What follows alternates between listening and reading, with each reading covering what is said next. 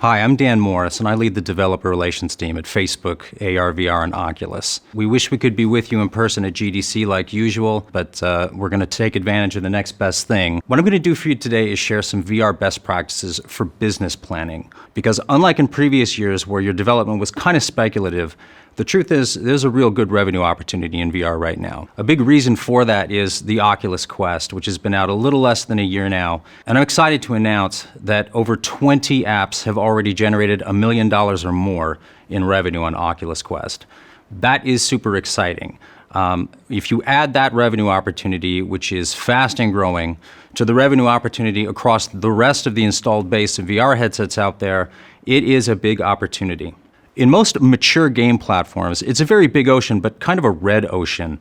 A lot of big established fish are eating most of what's there for you.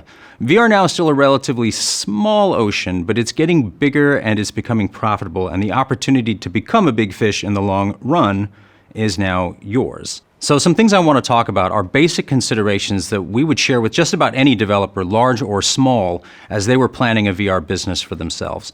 We're going to talk about platforms and which you should target. A surprise, not just Oculus. We want to talk about product testing. You know a lot about gameplay testing, but the business and the full product and marketing are a big deal that we want to take seriously, and we can help you test that. We want to talk about scope, making a game that's not too small, not too big, but the right size to be profitable for you. We're going to talk about polish and what it means to be of sufficient visual quality in VR right now. We'll talk to you about promotion, how to work with us to make the most of your launch, and then ongoing support so that we can continue to drive revenue into your business. We get asked a lot which platforms to support, and it can be overwhelming. There's a lot going on out there. The main message to you is to be multi-platform. Oculus Quest is a very exciting revenue opportunity, but it's just one piece of a puzzle of revenue and profitability. But we think the combination of all the mature VR platforms adds up to an exciting revenue opportunity in aggregate. One thing to keep in mind is some basics, such as controllers. We talked to a lot of folks who are working on something pretty unique, like a peripheral that hardly anyone is going to be able to have access to today. That might be exciting and super cool, but it's not really going to scale right now. So you want to keep in mind things like 6DoF controller with some buttons on it and 6DoF head tracking. We want you to be savvy about your min spec. If you're targeting Oculus Quest and the other large competitive VR platforms out there, there's a min spec that will make sense. The Oculus Quest target reses up pretty easily into the PC space. It's a little bit harder to res down to the Quest, so targeting Quest unselfishly might be the optimal thing to do. And finally, we really want to talk about Quest because it looms large here. As we've just shown, it's a big and exciting new revenue opportunity. I think it's going to be the most exciting revenue opportunity for a while. However, it's not necessarily available to everyone at start. We really feel confident that a curated strategy of high-quality apps has been a big part of the early success of Oculus Quest.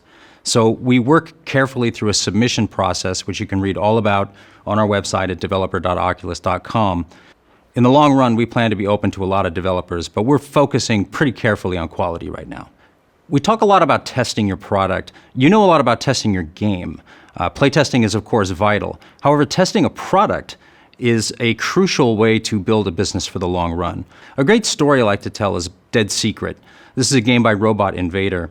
They weren't sure what to call it. They weren't sure what the cover image ought to be. So they tested. They put a stack rank of names together. Dead Secret was at the bottom. They ran tests using Facebook ads, which I'm not selling, but they do happen to work. And they surprised themselves by learning that Dead Secret was, in fact, the highest converting title for the game, and this was the best cover image to use. So it's what they used. And the rest for them is history. This game has sold very well on a number of VR platforms. A little bit about scope.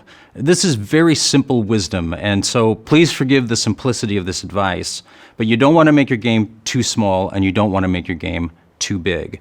What do I mean by that? Too small can be a very convincing demo, a very fun prototype, a gray box piece of software that you're very excited about. We're probably going to get excited about it too, but it probably doesn't make sense as a consumer game. It's just not going to pay off and be worth money quite just yet. We really encourage people to target several hours of gameplay at a minimum. That's probably the least amount of game that you can get a solid amount of money for, and remember, the goal here is to be profitable. On the flip side of that, We really don't want you to scope too big. For independent developers, scoping too big often means as much about time as it does money. If you're planning to spend years on a project, you might find that hardware, controllers, other market forces out of your control will overrun your best laid plans. We encourage people to look 12 to 24 months out. That's a more predictable market to be planning to address. Now, polish is a word that a lot of people use with a non-specific definition. We want to be a little bit more specific about what a polished app means to us, because polished apps is what we're looking for. First, I want to say what it isn't. It isn't leading-edge, world-beating, highest fidelity graphics necessarily, although we'll take those. What we actually just want is a finished look, something that looks crafted and done. Consumers know it when they see it, and so we're going to talk to you a lot about polish if we don't see it. There's a factor here when it comes to interactivity that's pretty important. People in VR, surprising developers all the time, try to do things that would really make sense in real life, such as pick up that lighter and pick up that brick of cash and try to set that brick of cash on fire. If you haven't planned for that and it doesn't happen in the game, you're going to have some sad customers. So really think about the affordances that are created by the interactivity that's suggested in your scene. If it feels like it should happen, it should probably happen. A quick free word of advice about 3D audio, please use it. It is really a separator. It takes just seconds to detect that there's no 3D audio and presence is going to be broken all the time.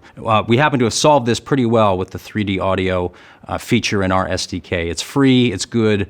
We really encourage you to use that. Package well. Your game probably does one thing really awesomely and everything else it's doing good enough. That's great. We really encourage that. When we say package well, we mean that you should really be selling the thing that your game does awesomely. Put it right up front.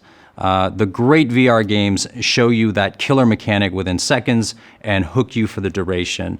We really encourage you not to hide the good stuff. We also encourage you to follow design standards. It may surprise you to hear that we think there are standards in VR since it's such a young and immature technology. But we really have figured a few things out. We know how to grip a gun. We know how to pick something up and throw it. We know how to push a button. There's no need to try to reinvent these things. In fact, if you try to, you're probably going to confuse a VR user. So learn the best-in-class interactions that are commonly used and iterate on them if you can, but don't try to reinvent them. They're probably pretty awesome as they are. We think a lot about pricing, and after running a consumer store for a few years, we think we've learned some things about it that we want to share with you. One just cardinal rule is be accurate. What we mean by this is consumers are hard to fool no matter where they are in the world and no matter what marketplace they're in, but in VR they're even savvier. So charge no higher than the upper bound of what you think this app really deserves. Remember, users are not buying your budget. Just because you've spent $1 million on it doesn't mean they want to spend $40 on a game that really ought to be $20. Our advice is to focus on premium apps, not free-to-play. Many of you come from a free-to-play background, so this is going to be tough news. But the simple truth is we don't have the installed base of headsets that you need to derive a profitable free-to-play game for yourself. There are a couple of exceptions, but as a general rule, it's really tough. So we really focus on premium apps, and we encourage you to as well. Early reviews matter a lot. This is key advice. If you've priced a game just too high, see above, be accurate, you're going to be punished for it, and probably with one-star reviews. Once the snowball of one-star reviews gets going, it's hard to stop. This could be fatal to a game launch. Don't let it happen to you. Early reviews matter so much that you want to be extremely sensitive to people who are going to feel justifiably burned for having paid too much money. Finally, we really encourage you to participate in sales. Not everyone does, which is surprising to us. We do large ecosystem sales. There are opportunities that will come to you through your developer dashboard to participate in one-off sales. We really want you to do that. It's a very effective way to boost revenue. So let's talk about promotion. This is really a make or break topic. You've invested a lot of time and money, not to mention passion, into your game. We want to give it the best store launch that we can. So store featuring is critically important. Unlike some platforms where store featuring is a bit of a mystery, we work with developers very closely on the right date, the right cover image, and we really help make the most of it. So work with us very closely on your store launch. We're going to make the most of featuring for you and with you. A quick word about mixed reality. My colleague Greg Smith will be here shortly to talk some more about it, but I just want to say mixed reality really works. We're starting to see mixed reality trailers really show off what's exciting about games and kind of answering the question of how do you show someone VR when they're not in VR. Take advantage of this. There's a lot you can do on your own through social media with shareable content. And, you know, some miracles have happened lately. You're looking at Falcon Age. These are just images that the developer created and sent out online. They really kind of grabbed people's attention and took off, and suddenly a lot of people knew what Falcon Age was. This is totally free. It's just pure creativity, and this can drive a lot of sales for you. Also, don't forget that what's exciting to you about your app might also be exciting to the press. We had our partner Vertical Robot, the maker of Red Matter, reach out to VR press outlets to talk about some of the rendering tech that was getting their game onto Quest looking terrific. And it was very exciting technology. So the press picked it up. Lots of great stories, and Red Matter has sold very, very well since those stories came out. I want to talk to you about a very important facet of your business that really is underappreciated by a lot of developers, and that's the ongoing support of the title. We've thrown a graph up here that we don't want you to be afraid of. We deliberately drew it with a sort of comical blue marker pen, although the data is real. And this graph looks a lot like the sales over time of just about any game in the Oculus store. Now, you can see it launches, and that's where it makes its most revenue for sure, but it then tails off pretty quickly. It goes up and down with the weekends, as you would expect. But what I want to draw your attention to is the update or sales spike that comes in the middle. And this is weeks or maybe months down the road. But by releasing some kind of interesting update, a new mode, a new weapon, a new map, some kind of new feature, usually a new cover image to show that feature off, and close coordination with our store team to refeature your game to show off this new edition. We've seen this really do terrific help for a title and create a second big spike. Something to notice is that the weeks that follow are better than they would have been but for the update. It pulls the whole line up. The best developers are able to do this over and over again over time and really harvest a lot of revenue out of the long tail of their business. Of course, since most of the game development is already done, iterating is a bit less costly, sometimes a lot less costly. This is a great way to build a powerhouse business. We love to see it. We love to support it. Our store team loves to support it. We hope that you will plan to do this and work with us to make this kind of business happen for you. Finally, I want to give a quick word to non-VR developers. If you've made it this far into the talk, my guess is you're thinking pretty seriously about raising your hand, getting our attention, and throwing your hat in the ring. We really encourage you to investigate. Some advice while you do: play VR games. It really is different. Once you're standing inside a video game, you'll quickly come to terms with some design considerations that you've never had to think about before. That might be a little scary at first, but it's actually what's exciting about this medium. One thing you're going to see as you play a lot of VR games is that some of the grammar has already been figured out. Again, we know how to pick up pens and we know how to throw balls. Learn how to do that. You're not going to have to figure that stuff out on your own.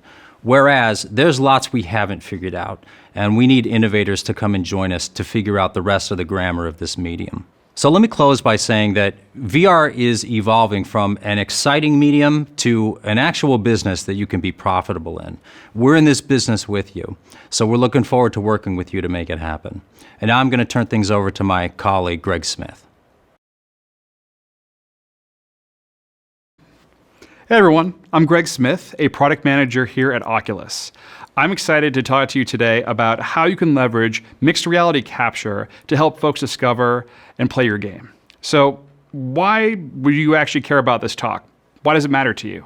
So I'm assuming first that you've made an amazing game. Now the next step is, how do we get folks to discover it and play it? We're going to talk a little bit about how there's a huge opportunity with gaming video to connect with your audience before, during, and after they play your game. Also, we're going to go into why mixed reality capture can be the way to connect with this audience. And then finally, we're going to dig a little bit into how you can take advantage of mixed reality capture in your game. So there are a lot of ways you can promote your game. And ultimately, it's about how you can get your game in front of the right audience who will want to buy it and play it. For the last decade, gaming video has grown like crazy. There are hundreds of millions of gamers watching gaming video now.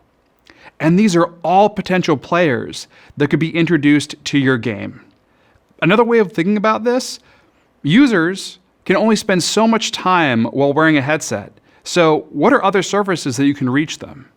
How can you do this authentically?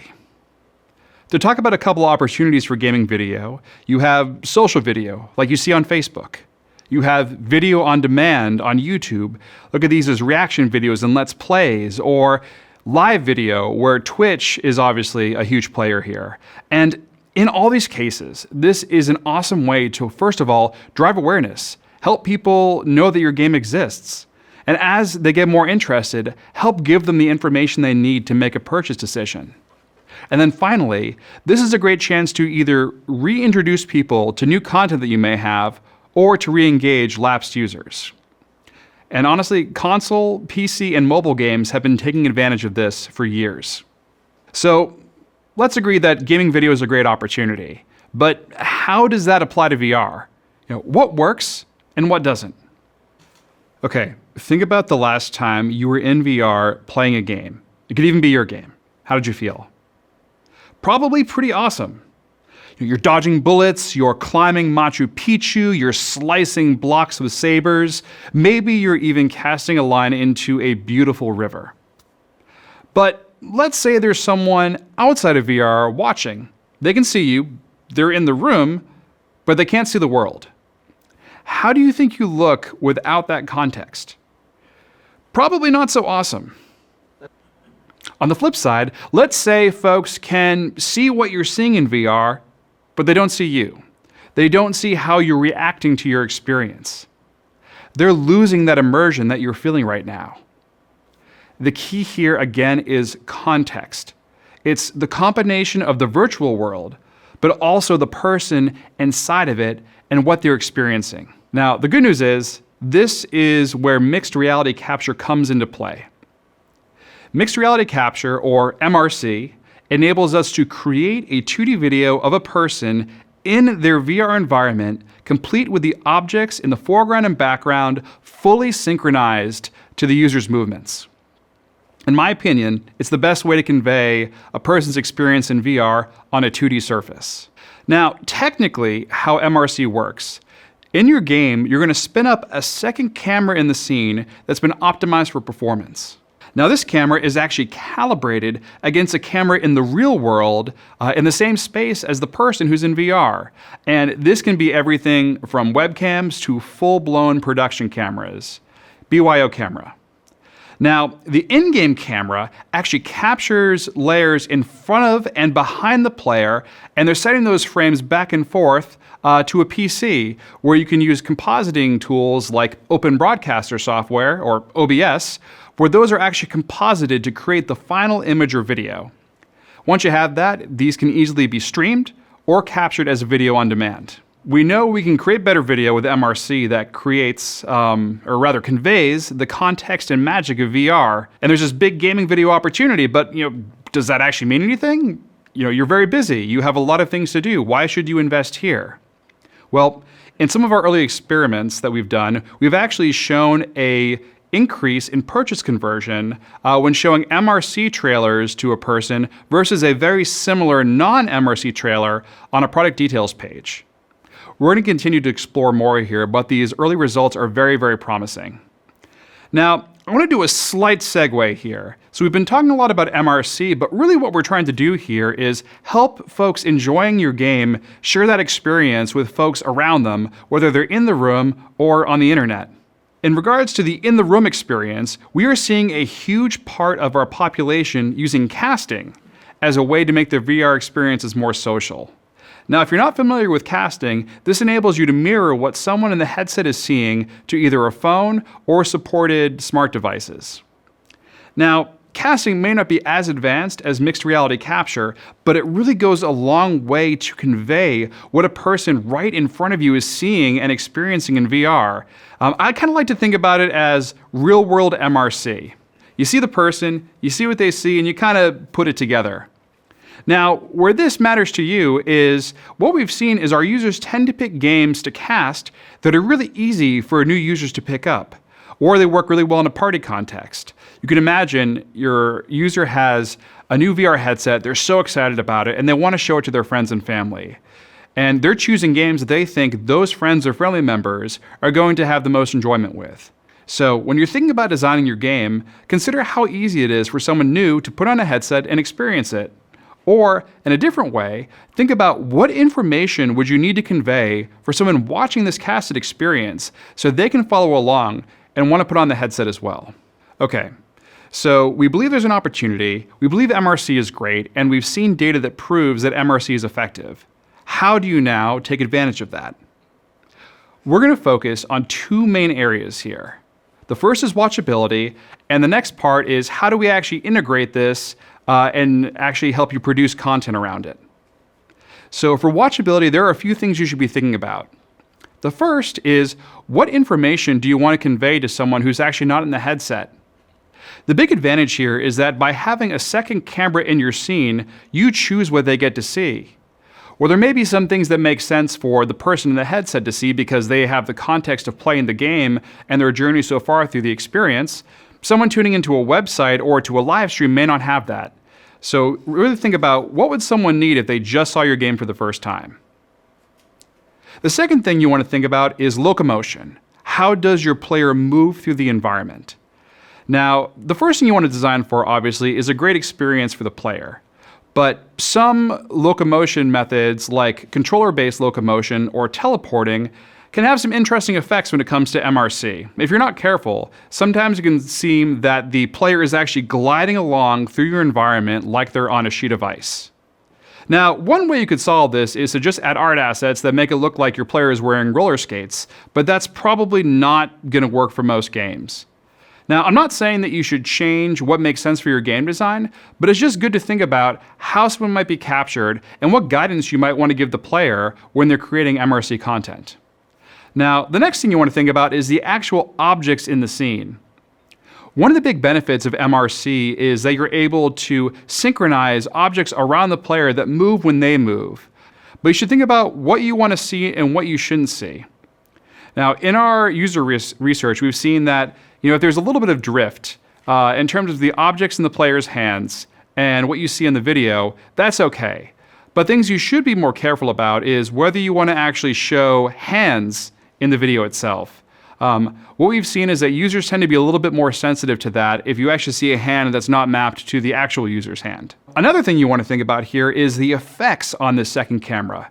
You have different shaders and post-processing effects set up for the person in VR, but do you need to actually leverage those same ones for someone watching at home? It's a good trade-off to think about here when it comes to performance and how the content is actually going to look. Now, the last thing you should think about here, again, this is about objects in the scene.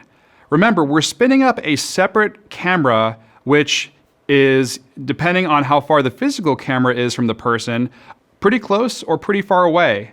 And think about what objects may actually occlude the player from this camera.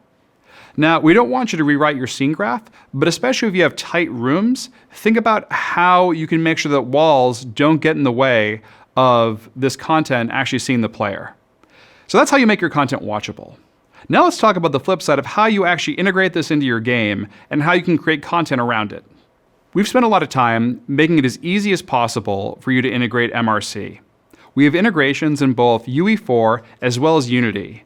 And in Unity in particular, it's especially easy. Just make sure you're on close to the latest version. Now, if you've decided to roll your own engine, we also offer native library support.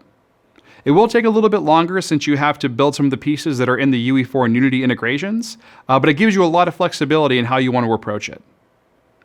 Now, assuming that you have actually integrated your game, the next step is how do you make content? Right now, on the Oculus dev site, we have a tool that supports mixed reality capture for both Quest as well as Rift, and it actually was used to make some of the trailers that you've seen during this talk. This is free to download, and you can use this to actually create content to help showcase your own game. Now, more importantly, this tool is going to be coming out very, very soon, targeted towards content creators. And while we want you to make as much content yourself, and we definitely think it's a great value, one of the big benefits of gaming video is scale. How do you get folks streaming amazing content from your game and helping reach your customers across a variety of surfaces? So I hope this talk was helpful, and if you have any questions, please feel free to reach out to us at mrcfeedback@fb.com.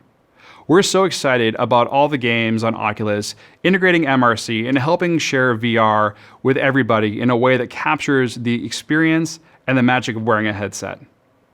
So thanks again for listening, and make sure to check out our dev site to start making your game ready for mixed reality capture. Thanks. So to wrap this up, VR is evolving from just an exciting new medium into a real business that you can be profitable in. Oculus is in that business with you. Work with us closely. We're excited to work with you, and we can make it happen together. Thank you.